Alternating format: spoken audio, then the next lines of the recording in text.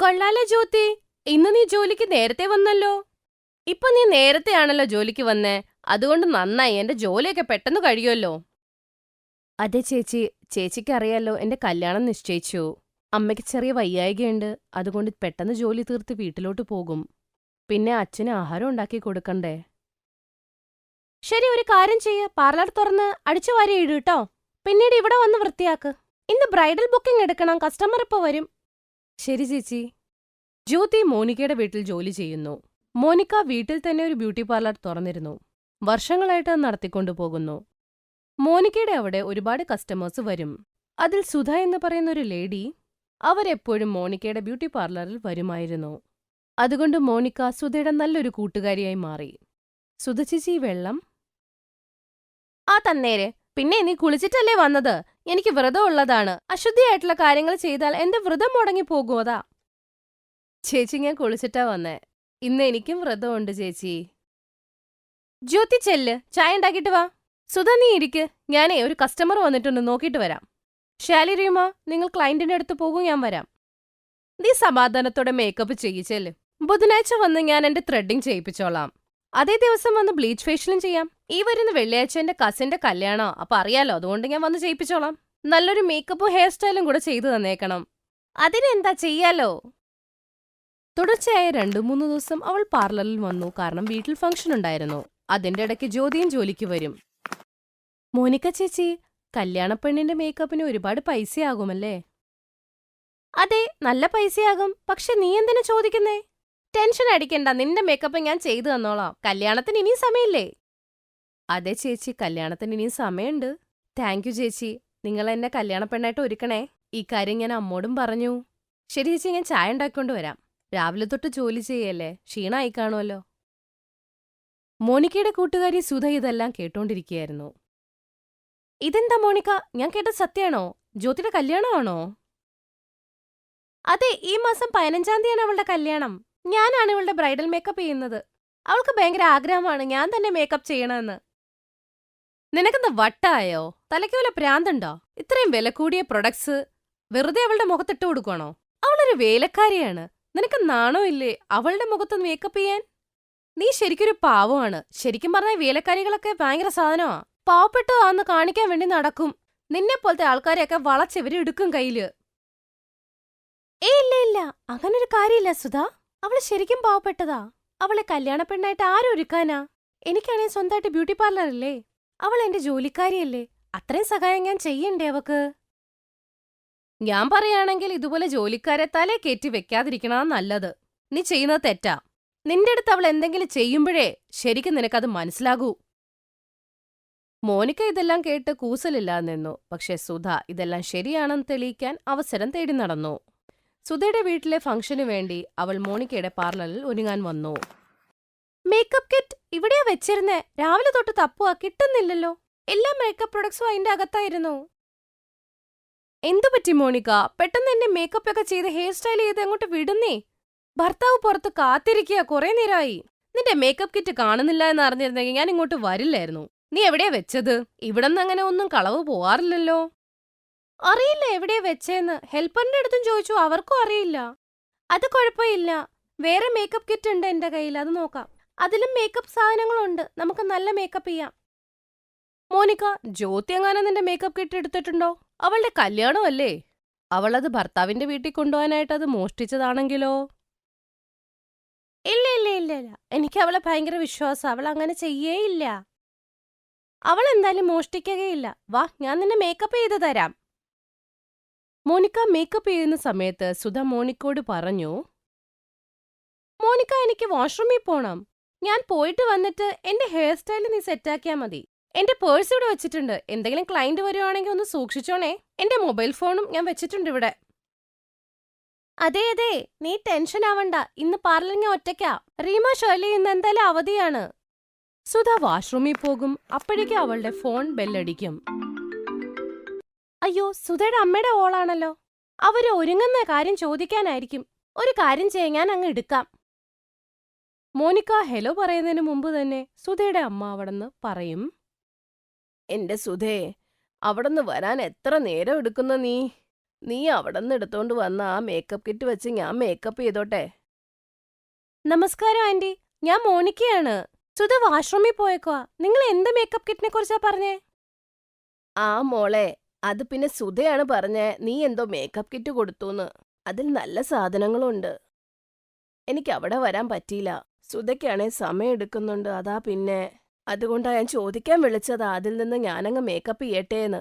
അവളോട് വരുമ്പോ പറഞ്ഞാ മതി ഒന്ന് ഫോൺ ചെയ്യാൻ. പെട്ടെന്ന് വരാൻ പറ, ധൃതിയുണ്ട് പോവാൻ. ശരി ആന്റി, ഞാൻ പറയാട്ടോ. മോനിക്കയ്ക്ക് സുധയുടെ കള്ളം മനസ്സിലായപ്പോ അവൾക്ക് നല്ലവണ്ണം ദേഷ്യം വന്നു. സുധ, അന്നത്തെ ബ്യൂട്ടി പാർലറിന്റെ പൈസയും ഇപ്പോഴത്തെ എല്ലാം കൂടെ ചേർത്ത് 6000 രൂപയായിട്ടുണ്ട്.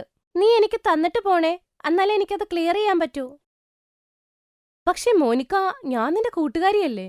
നീ എന്നോട് എപ്പോഴും പൈസ കുറവല്ലേ വാങ്ങാറ്? ഞാൻ നിന്റെ കൂട്ടുകാരിയല്ല സുധ. നീ ഒരു പാവപ്പെട്ടവളെ മോഷ്ടിച്ചെന്ന് പറഞ്ഞില്ലേ? നിനക്ക് ജ്യോതിയോട് എന്താ എത്ര ദേഷ്യം? അവളോട് എന്തിനാ ഇത്ര വെറുപ്പ് നിനക്ക്? ഇന്നു തൊട്ട് ഞാൻ നിന്റെ കൂട്ടുകാരിയല്ല. നീ നിന്റെ ഹെയർ സ്റ്റൈൽ ചെയ്തിട്ട് ഇവിടുന്ന് അങ്ങ് പോയിക്കോ. ബില്ലിപ്പ തന്നിട്ട് പോണേ. എനിക്കെല്ലാം മനസ്സിലായി കഴിഞ്ഞു. നിന്റെ അമ്മയുടെ ഫോൺ വന്നിരുന്നു. മേക്കപ്പ് കിറ്റ് നീയാണ് മോഷ്ടിച്ചത്, എന്നിട്ട് ജ്യോതിയുടെ പേരിലിട്ടു. എനിക്ക് എന്നോട് തന്നെ പുച്ഛം തോന്നുന്നു. ഞാൻ നിന്റെ സുഹൃത്തായേന്. പെട്ടെന്ന് ഹെയർ സ്റ്റൈൽ ചെയ്തിട്ട് ഇവിടുന്ന് അങ്ങ് പൊക്കേ. സുധയുടെ മുഖം അങ്ങ് വല്ലാണ്ടായി പോകും. അന്നുവരെയുള്ള എല്ലാ പൈസയും കൊടുത്തവൾ മിണ്ടാതെ അവിടെ നിന്ന് ഇറങ്ങിപ്പോകും. ജ്യോതി ഇതെല്ലാം കേൾക്കുന്നുണ്ടായിരുന്നു. അവക്ക് ഭയങ്കര സങ്കടം വരും. മോനിക്ക ജ്യോതികേനെ വന്ന് കെട്ടിപ്പിടിക്കും. ജ്യോതി, നീ കരയല്ലേ? അഹങ്കാരികളൊക്കെ ഇങ്ങനെയൊക്കെ തന്നെയാണ് അവരുടെ മനസ്സ്. അവർക്ക് വെറുതെ കളിയാക്കാൻ മാത്രമേ അറിയൂ. ഇതൊക്കെ വിട്, മനസ്സിനെ വിഷമിപ്പിക്കാതെ. കുറച്ചു ദിവസം കഴിയുമ്പോ കല്യാണമാ. അതുകൊണ്ട് ചിരിച്ചോണ്ട് അങ്ങനെ ഇരുന്നാ മതി. നോക്കിക്കോ, ഞാൻ നല്ല അടിപൊളിയായിട്ട് ബ്രൈഡൽ മേക്കപ്പ് ചെയ്യും. നിന്റെ ഭർത്താവിന്റെ വീട്ടുകാരിങ്ങനെ നോക്കി നിൽക്കും. പിന്നെ ഞാൻ നിനക്ക് വേണ്ടി ഒരു ലെഹങ്ക വാങ്ങിയിട്ടുണ്ട്. അത് എന്റെ വക നിനക്ക് കല്യാണത്തിന്റെ സമ്മാനമാ. ചേച്ചി നല്ലൊരു മനസ്സിന്റെ ഉടമയാണ്. ദൈവം എന്നോ അനുഗ്രഹിക്കട്ടെ ചേച്ചിനെ. ജ്യോതിയുടെ കല്യാണ ദിവസം എത്തി. മോനിക്ക ജ്യോതികയ്ക്ക് വേണ്ടി അടിപൊളി ലെഹങ്ക കൊണ്ടുവന്നിരുന്നു. മോനിക്ക ജ്യോതിനെ നല്ല രീതിയിൽ തന്നെ ബ്രൈഡൽ മേക്കപ്പ് ചെയ്ത് ഒരുക്കും. ജ്യോതിയുടെ വീട്ടുകാരും ജ്യോതിയുടെ ഭർത്താവിന്റെ വീട്ടുകാരും അവളെ കല്യാണപ്പെണ്ണായിട്ട് കാണുമ്പോൾ ഒരുപാട് സന്തോഷിക്കും. ജ്യോതി മോനിക്കയെയും ഹസ്ബൻഡിനെയും കല്യാണത്തിന് ക്ഷണിക്കും. മോനിക്കയും ഹസ്ബൻഡും നല്ല പൈസക്കാര് തന്നെയാണ്. അവര് ജ്യോതിയുടെ കല്യാണത്തിന് വേണ്ടി അച്ഛനും അമ്മയ്ക്കും ഒരിച്ചിരി പൈസ കൊടുക്കും, കല്യാണം നന്നായിട്ട് നടക്കാൻ. ജ്യോതി സന്തോഷത്തോടെ ഭർത്താവിന്റെ വീട്ടിൽ പോകും. ജ്യോതിയുടെ അമ്മ സാവിത്രി മോണിക്കയുടെ വീട്ടിൽ ജോലി ചെയ്യാൻ തുടങ്ങി. അവരെപ്പോഴും ജ്യോതിയെക്കുറിച്ച് മോണിക്കയോട് പറയും. കല്യാണത്തിന്റെ ഫോട്ടോയും വീഡിയോ ഒക്കെ കാണിച്ച് സന്തോഷമായിരുന്നു. കാരണം അവർ സ്വപ്നത്തിൽ പോലും വിചാരിച്ചില്ലായിരുന്നു അവളുടെ കല്യാണം ഇതുപോലെ നന്നായി നടക്കും, അതുപോലെ സുന്ദരിയായി വിടാനും പറ്റുമെന്ന്. മോനിക്കയ്ക്ക് ഒരുപാട് സന്തോഷമാവും ജ്യോതി ഭർത്താവിന്റെ വീട്ടിൽ സന്തോഷമായി ജീവിക്കുന്നു എന്നറിയുമ്പോൾ.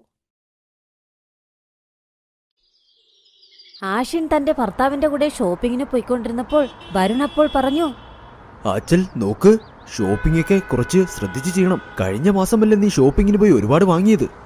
അയ്യോ, ഞാനിതുവരെ ഷോപ്പിംഗ് തുടങ്ങിയതേയില്ല. അതിനുള്ളിൽ നിങ്ങൾ പണം ലാഭിക്കാൻ നോക്കുക അല്ലേ? അയ്യോ, നിന്നെ ഞാൻ ലെക്ചർ എടുത്തതല്ല. അമ്മയെ പോലെ കുറച്ചൊക്കെ പിശുക്ക് കാണിക്ക്. കാന്തി ഓരോ രൂപയും നോക്കി ചിലവഴിച്ചു. എന്നാൽ മരുമക്കൾ ഒരുപാട് ചിലവ് ചെയ്യുമായിരുന്നു.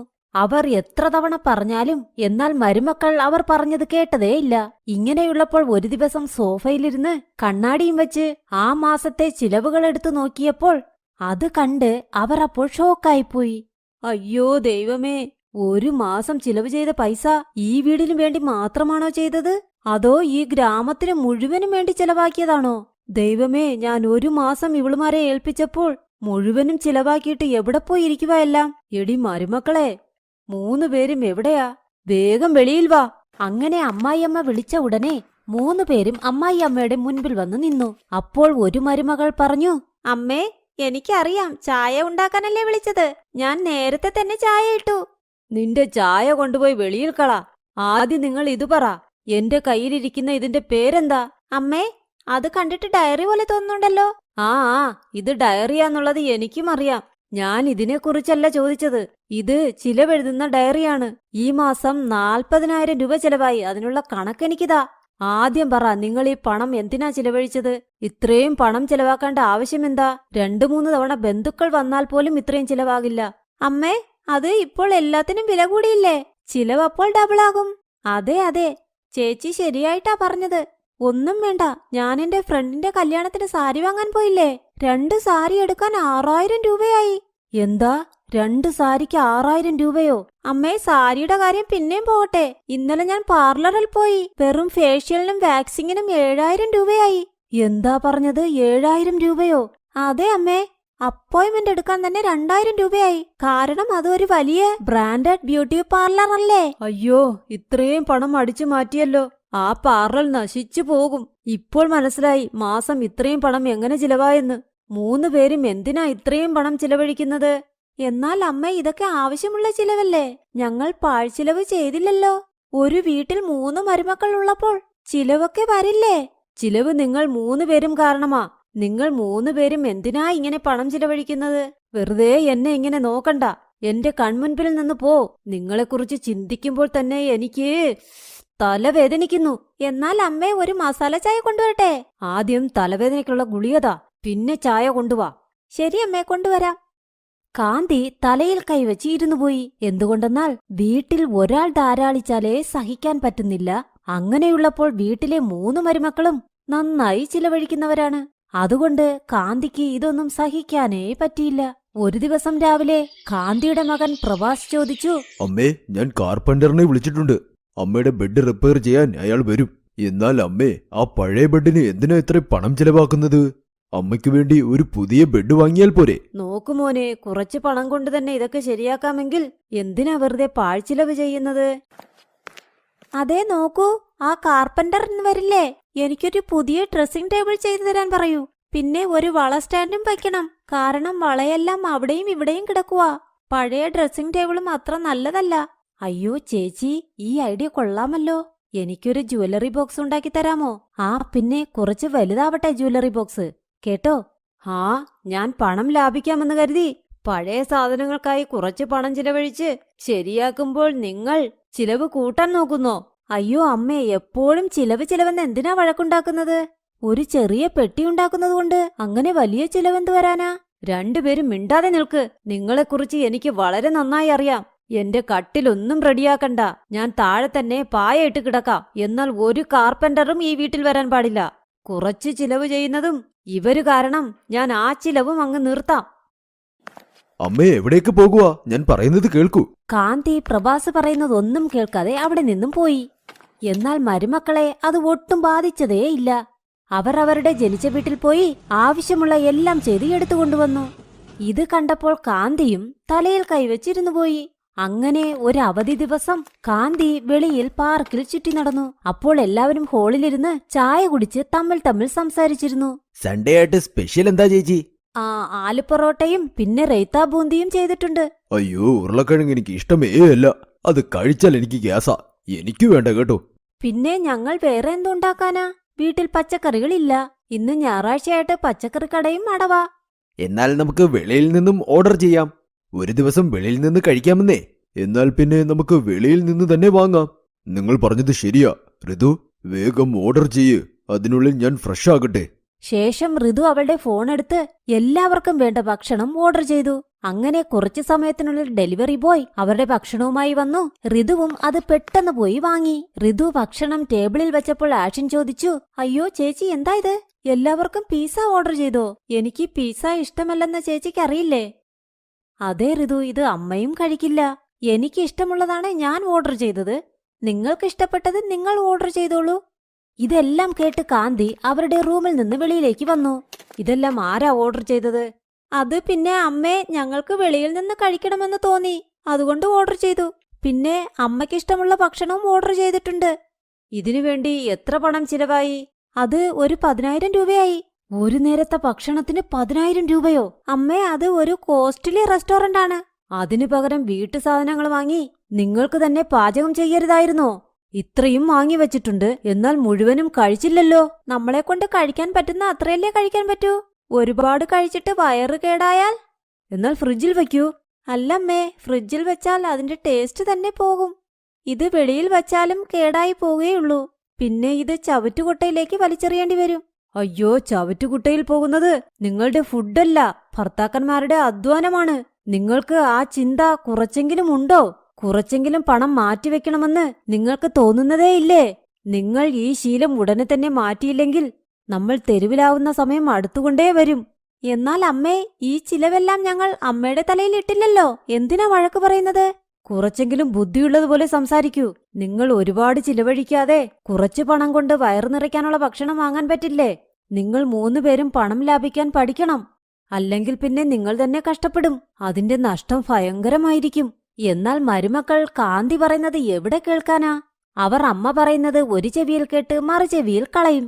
ഇങ്ങനെ കുറച്ചു നാളുകൾ കടന്നുപോയി. ഒരു ദിവസം വന്ദന ഫോണിൽ സംസാരിച്ച് കരഞ്ഞുകൊണ്ടിരുന്നു. അപ്പോൾ അവിടെ ആച്ചൽ വന്നു ഇങ്ങനെ ചോദിച്ചു, ചേച്ചി, എന്തിനാ കരയുന്നത്? ആച്ചൽ, നിന്റെ കയ്യിൽ ഒരു 20,000 രൂപയുണ്ടോ? എന്റെ അനിയന്റെ വൈഫിന് സുഖമില്ല. അവളിപ്പോൾ ഹോസ്പിറ്റലിലാ. എന്റെ അനിയൻ വിളിച്ചിരുന്നു. ഇപ്പോൾ അവന് 20,000 രൂപ വേണമത്രേ. എന്നാൽ ചേച്ചി, എന്റെ കയ്യിൽ 3,000 രൂപയുള്ളൂ. നിങ്ങൾ ചേട്ടനോട് ചോദിച്ചു നോക്കൂ. ഇല്ല ഇല്ല, കഴിഞ്ഞ ആഴ്ച പാർട്ടിക്ക് വേണ്ടി ഞാനൊരു 20,000 രൂപ വാങ്ങിയിരുന്നു. ഇനി എങ്ങനെ ഒന്നുകൂടെ ചോദിക്കാൻ പോകും? അപ്പോൾ ഋതുവും അവിടെ വന്നു. വന്ദന ഋതുവിനോട് ചോദിച്ചപ്പോൾ ഋതു എന്റെ കയ്യിൽ 1000 രൂപയേ ഉള്ളൂ, അതേ ഉള്ളെന്നും പറഞ്ഞു. അപ്പോൾ വന്ദന വീണ്ടും വീണ്ടും കരയാൻ തുടങ്ങി. ആ ശബ്ദം കേട്ട് അമ്മായിയമ്മയും അവിടെ വന്നു. അപ്പോൾ വന്ദന അമ്മായിയമ്മയെ നോക്കി പറഞ്ഞു, അമ്മേ, അമ്മ എന്നെ ഒന്ന് സഹായിക്കൂ. എന്റെ അനിയന് ഇപ്പോൾ കുറച്ച് പണം ആവശ്യമുണ്ട്. പാഴ്ചിലവ് ചെയ്തതുകൊണ്ട് എന്റെ കയ്യിൽ പണമില്ല. ദയവ് ചെയ്ത് ഞാനിനി ഇങ്ങനെ ഒന്നും ചെയ്യില്ല. കുറച്ച് പണം തരൂ അമ്മേ. അമ്മേ, ഞങ്ങളോട് ക്ഷമിക്കണേ. ഞങ്ങൾ വളരെ വലിയ തെറ്റ് ചെയ്തു. ഞങ്ങൾ ആവശ്യമില്ലാത്ത ചിലവിന് വേണ്ടി ഒരുപാട് പണം ദൂർത്തടിച്ചു കളഞ്ഞു. അതെ അമ്മേ, അമ്മ ഒരുപാട് തവണ പറഞ്ഞു. എന്നാൽ ഞങ്ങൾ അമ്മ പറയുന്നത് കേട്ടതേയില്ല. മുതിർന്നവർ പറയുന്നത് ശരിയാ. തലവേദനയും വയറുവേദനയും അവരവർക്ക് വന്നാലേ അറിയൂ. ഇത്രയും നാൾ ഞാൻ പറഞ്ഞിട്ട് കേട്ടില്ല. എന്നാൽ ഇപ്പോൾ മനസ്സിലായല്ലോ. കുറച്ച് ലേറ്റായെങ്കിലും കുഴപ്പമില്ല. നോക്കുമോളെ, നിന്റെ വീട്ടിലെ മരുമകൾക്ക് ഒന്നും പറ്റില്ല. ഞാൻ ചികിത്സയ്ക്കുള്ള പണം തരാം. എന്നാൽ ഇന്നു മുതൽ ഞാൻ പറയുന്നത് നിങ്ങൾ അനുസരിക്കണം. ഇങ്ങനെയുള്ള അനാവശ്യ ചിലവുകൾ നിങ്ങൾ കുറയ്ക്കണം. ഭാവിക്ക് കുറച്ചെങ്കിലും പണം കരുതൂ.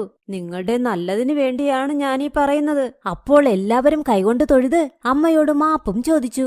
ഇനി പാഴ്ചെലവ് ചെയ്യരുതെന്നും അവർ തീരുമാനിച്ചു. Thanks for watching.